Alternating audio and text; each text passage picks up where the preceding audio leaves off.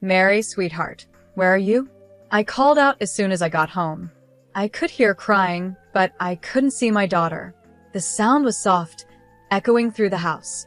Something was wrong, really wrong. When I finally found her in her room, I was frozen in shock. My daughter, who loved her long, beautiful curls, had her head completely shaved. "Honey, what happened? Who did this to you?" My voice shook, and I could already feel anger building inside me. Then she said something that made my blood boil. "It was Grandma, Mom," Mary sobbed, her eyes red from crying. "She said I looked like a troublemaker with my hair and shaved it all off by force." At that moment, I felt a mix of shock, pain, and a rage like never before. Right there, I swore I'd get revenge. "Hi, I'm Julie, 38 years old, single, and a full-time mother. My life revolves around one person, my 15-year-old daughter, Mary. We live in a small, simple house in the suburbs. It's nothing fancy, but it's our safe place. Between my tiring shifts as a nurse, I do everything I can to make sure we have food on the table and a roof over our heads. It's tough, but no one ever said life would be easy. Mary is a whirlwind of creativity and intelligence. Her curls are so beautiful, even Rapunzel would be jealous, and she loves showing off her personality through them. If it were just the two of us, life would be perfect. But there's a dark cloud that hangs over our peace. Lauren, my ex-mother-in-law, lives way too close to us. Lauren is 72 years old, a widow, and has a sharp tongue. She helps look after Mary after school, and I know I should be thankful, but the price I pay is constant criticism. "Julie, dear," she always starts with that annoying tone that makes my skin crawl. "Don't you think Mary's hair is a bit wild?" I take a deep breath and say, "She likes it that way, Lauren," trying to stay calm. But inside, I feel like screaming. In my day, girls knew how to present themselves, she says, like she's some queen from the past. I bite my tongue again, holding back what I really want to say. I want to scream because free childcare is something I can't afford to lose. What makes this even harder is that Lauren was so strict with her own son, Mary's father, yet he still went down the wrong path. Kyle, the man I had Mary with, lived his whole life under his mother's tight control. Lauren raised him with a heavy hand, believing that harsh discipline would build his character. He was never allowed to be himself or make his own choices. Everything he did was judged by her. When Kyle grew up, he rejected everything his mother tried to force on him. He rebelled, making bad decisions that eventually led to him getting involved in trouble.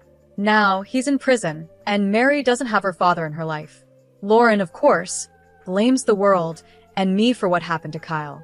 She acts like I ruined her son, as if I pushed him to live that kind of life. But the truth is, it was Lauren's suffocating control that drove Kyle away. Now, she takes all her bitterness out on me and Mary, trying to do the same thing to my daughter. Lauren sees Mary as her second chance to shape someone the way she wants, and I'm the one who has to stand in her way. At first, Lauren begged to help with Mary. She insisted that as a grandmother, she had the right to be part of her life and make up for lost time. "Julie, I'm old, but I want to be in my granddaughter's life. Let me help," she'd say, almost like she was desperate. I admit, part of me believed her. And of course, I needed help. Between my hectic shifts at the hospital and being a single mom, having someone step in seemed like a huge relief, even if it was Lauren. I wanted to believe she was sincere, that maybe she could be a positive influence on Mary. I thought her criticism was just part of her personality, and help is help, right? But every day, I regret that decision more and more. Lauren slowly took over, bringing her rules, her expectations, and her judgments into our lives. Her presence became a burden. She wasn't helping, she was trying to control, just like she did with Kyle. And we all know how that turned out. Thankfully, I have Isabella, my best friend and coworker. She's my support system. "How do you deal with that old witch?" she asked me the other day over coffee, pouring sugar into her cup like she was trying to make the conversation less bitter. "You have the patience of a saint, Julie," she said. I laughed, but it was a tired laugh. "My patience is running out, Isabella. It's really running out. And then there's Paul, my neighbor who's always ready to help fix things around the house. Let's be real, He's a total heartthrob, and the way he looks at me, well, if I hadn't learned my lesson with Mary's father, I might consider it. But after the mess of that relationship, my new rule is simple. Keep your distance. Hey, Julie, need a hand? Paul calls from the street. Here he comes, wearing a tight shirt and flashing his easy smile. I try not to stare at his biceps as he lifts some boxes from the garage. Thanks, Paul. You're a lifesaver, I say, but in my head, I'm thinking, and a temptation I really don't need right now. But let's focus on the real drama in my life, which isn't handsome neighbors, it's the ongoing Cold War between Lauren and me. The battleground? Mary's upbringing. Mary, sit up straight. A young lady doesn't slouch. Lauren barks in the middle of dinner, like she's training my daughter for the military. I see Mary's shoulders drop, and my heart sinks. Mom, do I have to listen to her? Mary asks me quietly, tired of it all. I glance at Lauren, silently letting her know that this fight isn't over. Just do your best, darling, I say, trying to comfort Mary. We all have different ideas about what's important. My voice sharpens as I look at Lauren. Different ideas, yes, Lauren mutters, with that superior tone that makes me want to scream. If you listen to me, Julie, this girl wouldn't be running wild. I clench my fists under the table, trying not to lose it right then and there. She's not running wild, Lauren. She's expressing herself, and I won't stop her from doing that. My tone is sharper than I intended, but I'm at the end of my rope. Lauren, as always, stays calm and cold. Mark my words, Julie. Without discipline, that girl will end up in trouble. I watch as Mary goes to her room, her curls bouncing.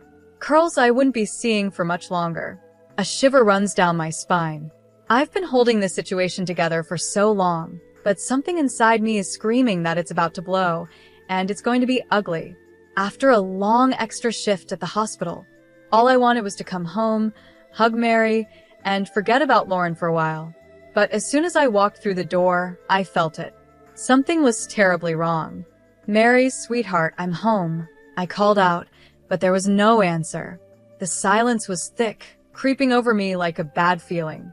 It was the kind of silence that only comes right before something awful happens. I ran to her room, and when I opened the door, my heart stopped. Mary was curled up on the bed, sobbing, her whole body shaking with her tears. When she finally looked up at me, I nearly collapsed. Her beautiful curls were gone. Not a single strand of hair was left. Her head was shaved all the way to the scalp. Mom, Mary cried, running into my arms. Grandma did this while I was sleeping. I held her tight, trying not to fall apart right there. My love, everything's going to be okay. We'll fix this, I whispered, but inside, I was burning with anger. My mind screamed, how dare that woman do this to my daughter? Furious, I stormed into the living room like a hurricane. Lauren was sitting there, calm as ever, acting like nothing had happened. Cool as a cucumber. My daughters, I yelled, my voice echoing through the house. What the hell have you done? I was trembling with rage, but Lauren didn't even flinch. I did what needed to be done, she replied, her voice calm, as if what she'd done was perfectly reasonable. That girl was becoming too vain and disobedient, Julie. I almost laughed at how absurd her words were. Vain? Disobedient? She's 15, Lauren. What on earth are you talking about? It's time she learned some discipline, Lauren said with her usual coldness, as if she were laying down some unarguable fact. In my day, girls who cared too much about their looks, who spent time in front of the mirror, like Mary, ended up lost. You think it's just hair, but that's how it starts. Today it's curls, tomorrow it's makeup and fancy clothes, and before you know it, she'll be pregnant and ruined. I couldn't believe what I was hearing. Pregnant? Lost? Mary is 15, Lauren. I shouted, completely stunned. Lauren kept talking like she was quoting some outdated manual from the 1948s. My body trembled with anger, my voice shaky from the hatred I was trying to hold back. She's a child, not a grown woman. What you did isn't discipline, it's cruelty. Don't be naive, Julie, Lauren said, shaking her head in disapproval. If you keep letting her be vain, giving her all this freedom, She'll end up just like her father lost, with no direction or morals. That was it. I snapped. Shut up. I screamed. This isn't your time. You old witch. You shaved her head against her will. That's not discipline, it's abuse. And I'm calling the police. Lauren laughed. A dry, bitter laugh like someone who thinks they're above everyone else. The sound filled the room. Oh, Julie, don't be so dramatic. You're weak, always have been. I've tolerated your soft parenting for too long. Someone had to step in before Mary turned into a delinquent. She was heading down the same wrong path as her father, and you didn't even notice, Lauren said coldly. That was the final straw. My already fragile self-control broke in that moment. My hands were shaking, and my whole body trembled with fury. How dare she compare Mary to Frank, as if it were my fault, as if I had failed. Get out of my house. Now. I yelled, unable to stop the tears that were rolling down my face. I will never let you touch my daughter again. Lauren, as cold as ever, calmly gathered her things without showing any regret. Mark my words, Julie. You will regret not listening to me, she said, her words dripping with venom. When the door finally closed behind her, my strength collapsed. The tears came freely now. I felt like I had failed to protect my daughter. But in that moment, I made a silent promise. Lauren would never have the power to hurt us again. Suddenly, a knock on the door startled me. It was Paul, my neighbor. He had a worried look, the kind only someone who truly cares about you could have. Julie, is everything okay? I heard shouting. He asked, concern in his voice. The moment he saw my face, he knew something terrible had happened. What happened? He asked softly but urgently. I couldn't find the words. I just pointed toward Mary's room. When Paul saw her, his eyes widened in shock. Oh my God! Who did this? He whispered. Lauren, I muttered, my voice shaking with hatred, each word heavy with anger. Paul's expression changed from that of a friendly neighbor to someone ready for battle. This is unacceptable. I'm calling the police right now, he declared. No, Mary cried, her voice broken, her eyes filled with fear. I don't want anyone to see me like this.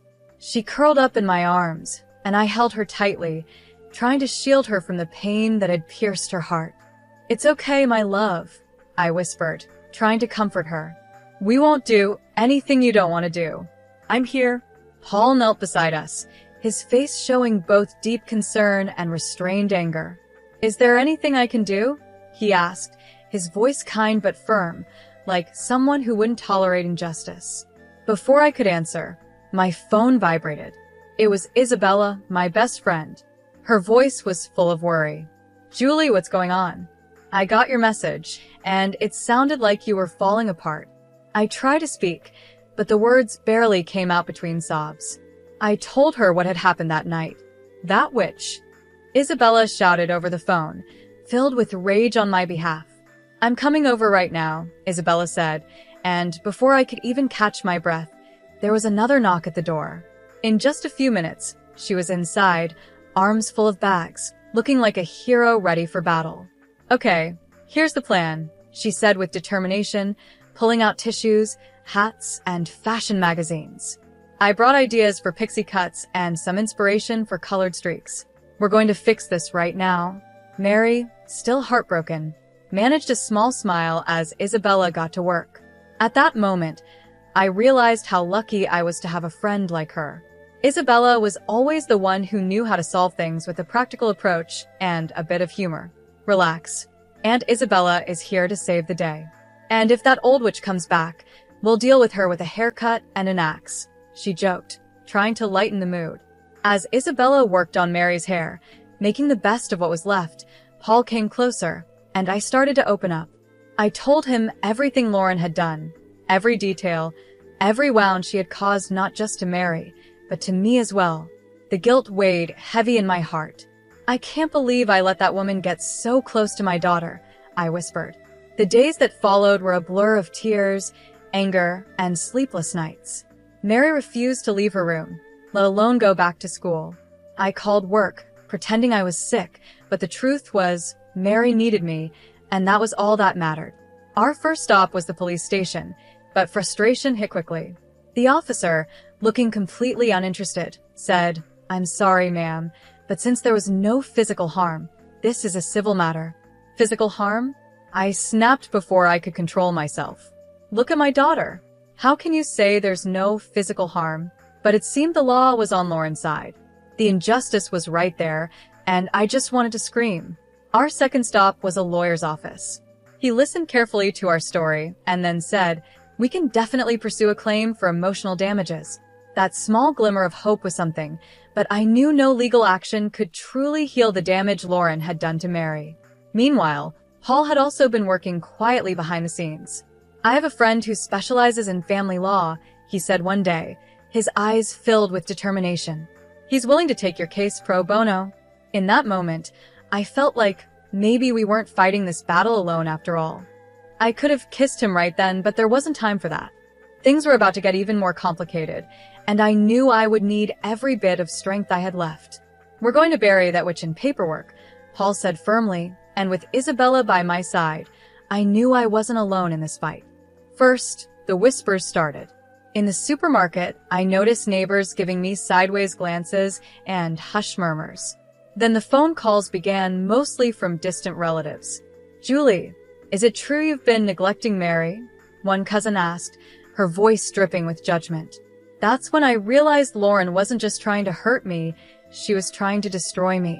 She had started a smear campaign, spreading rumors that I was an unfit mother. I collapsed onto the sofa next to Isabella and Paul, feeling the pressure weighing me down. "That which is trying to turn everyone against me," I said, the lump in my throat growing stronger. But Lauren had underestimated me. If she wanted a war, she was going to get one. I decided to fight back. I started digging into Lauren's past, contacting her old friends and relatives. I needed to know if there was more she was hiding. What I found left me cold. One night, as I sat with Mary, she finally opened up to me, revealing what she had been holding back for so long. If I misbehaved, Grandma said she'd send me to a boarding school, Mary said, hesitating for a moment before continuing. Tears filled her eyes as she added, "She used to lock me in the closet when I did something wrong." My blood boiled. How had I not seen this sooner? How could I have let my daughter suffer like this? I hugged Mary tightly, my heart breaking with guilt and anger. "This is not your fault, sweetheart," I assured her. "Your grandmother will never hurt you again." With the help of Isabella and Paul, we started preparing for our next move. We set up hidden cameras around the house, creating a trap in case Lauren tried to contact us again. We even trained Mary, teaching her how to collect evidence without putting herself in danger. "Remember, Mary," Paul said gently but seriously as he showed her how to use the voice recorder on her phone. "If your grandmother calls or shows up, record everything. Leave no room for mistakes." We were ready. Lauren had no idea what was coming. I had been on the defensive for too long, but now it was my turn to fight back. "Press this button as soon as necessary, understood?" I said, looking Mary in the eyes. She nodded with a strength that both made me proud and broke my heart at the same time. "I won't let you down, Mom." "You could never let me down, my love," I replied, hugging her tightly. "We're in this together, all the way." The trap was set, and now we just had to wait for Lauren to make her next move. This time, I wasn't just going to defend myself, I was going to end this for good. The day of the trial finally came, and my stomach was in knots. The tension was unbearable. Mary squeezed my hand tightly as we walked into the courtroom. Her eyes were focused on the floor, but her determination gave me strength. "You can do this, Mom," she whispered. Her courage fueled me, giving me strength I didn't know I had. Our lawyer began presenting our case, and it was like a mountain of evidence was crashing down on Lauren. The footage from the hidden cameras showed everything: her invading our home, her hateful words echoing in the courtroom. "You ungrateful brat.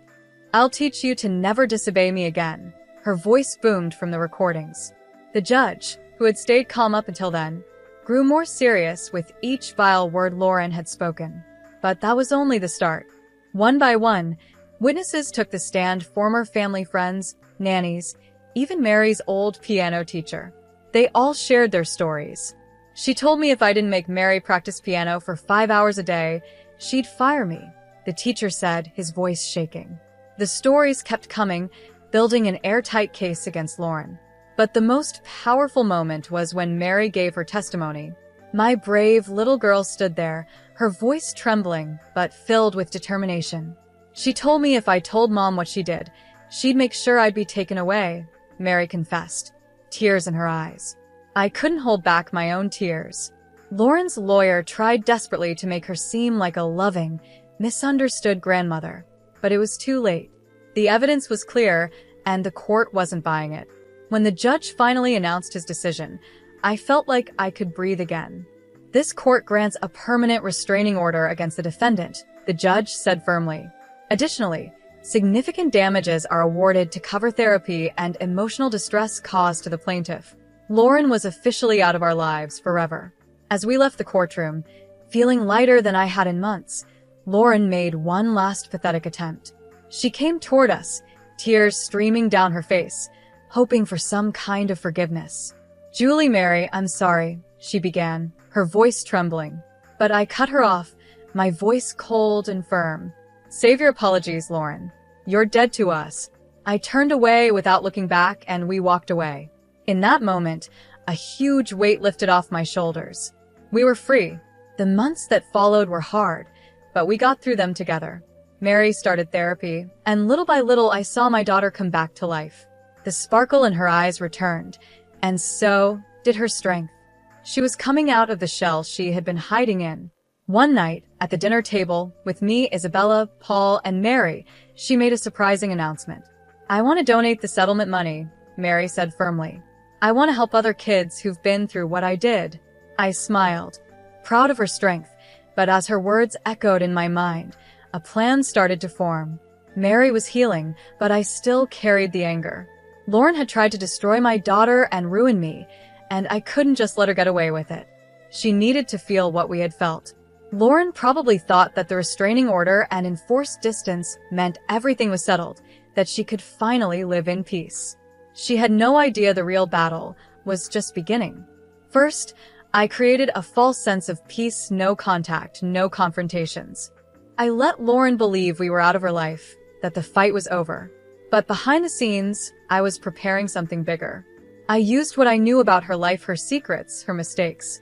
The woman who loved to criticize others had a past full of little flaws.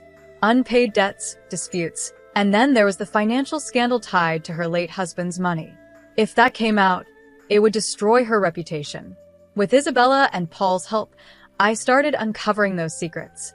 The first shock came when one of Lauren's neighbors received an anonymous letter about the financial scandal.